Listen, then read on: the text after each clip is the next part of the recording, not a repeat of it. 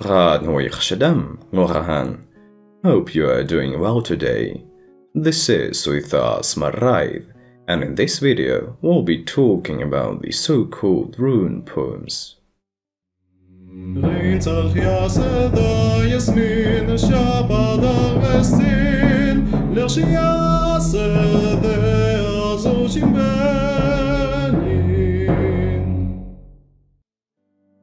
What the hell are those? Well, in order to answer that question, I first need you to look at these weird symbols here.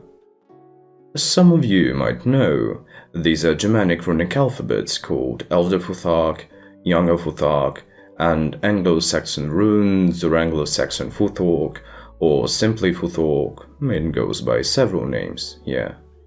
Elder Futhark was used to write Northwest Germanic dialects, particularly Proto-Norse. I spoke about it in the previous video. Younger Futhark was used mainly for Old Norse, and Futhork for Old English. Rune poems are basically just little poems, what a surprise, that list the letters of runic alphabets and provide an explanatory poetic stanza for each letter.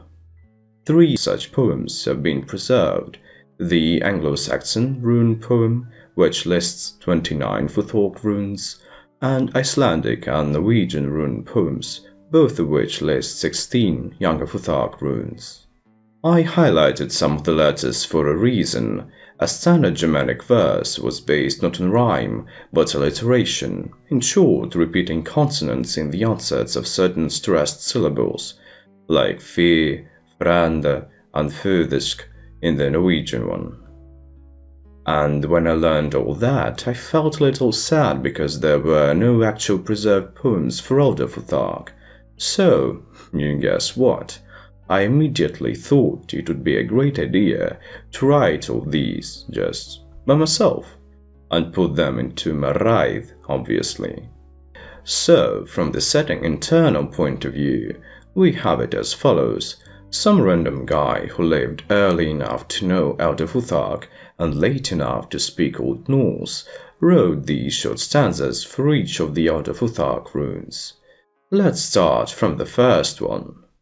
Fe fjäll flugan brott, och hos hamminge, och hjärtna vandröde. I guess some of you might already have some questions at this stage. Let's analyze the poem line by line, and perhaps I'll be able to give you the answers you need. First of all, you can see that the poem itself is written in Elder Futhark. Of course, it was scarcely used for writing Old Norse, but it happened several times, so it's not a big deal. Then, you can also see that the second word in the runic inscription spells EZ, whereas normalized orthography has ER, and in the transcription it's even S, which looks totally wild. Why so? Let's talk about the thing called rhotacism. Being very concise, it's a phonological change that transforms certain consonants under certain environments into R-like sounds. R, r, r, r. You get the point.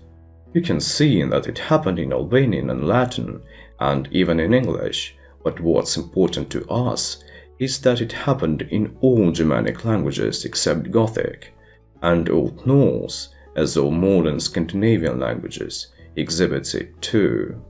I think it will be sufficient to say that Proto-Germanic st became in Old Norse at some point, but by this time period we are talking about, it hadn't transformed thus everywhere.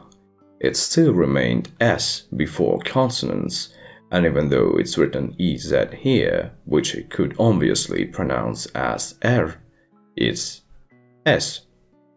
Next thing, I pronounced R and R brott with nasalization, even though it's not indicated in the spelling. And that was a thing for Old Norse. It did have nasalized vowels, but never indicated them, and traces of this nasalization we can see nowadays in, for example, Elfdalian, a minor Scandinavian language close relative of Swedish. Grammar-wise, this line is not complex at all. Fe stands for wealth.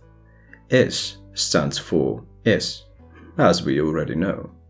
Fjall is mountain. Is relative pronoun, which, who. Flur is a third-person singular form of the verb fluya, to flee. Armbrot simply means away. The second line isn't too exciting either. Ok stands for and. Hus is a genitive form of the word hus, house. And Hamingjör stands for luck. The third line is basically the same as the second one. Ok and, we saw that already. Hjartna is a genitive plural form of the word hjart, heart, so it's hearts of hearts. And vandröde is trouble. And that's it. I hope you liked this video. We have quite a few rune poems already, so they will be appearing in our future videos too. Don't forget to click that button below, subscribe to our channel, and see you next time. Irifer sum Hazur.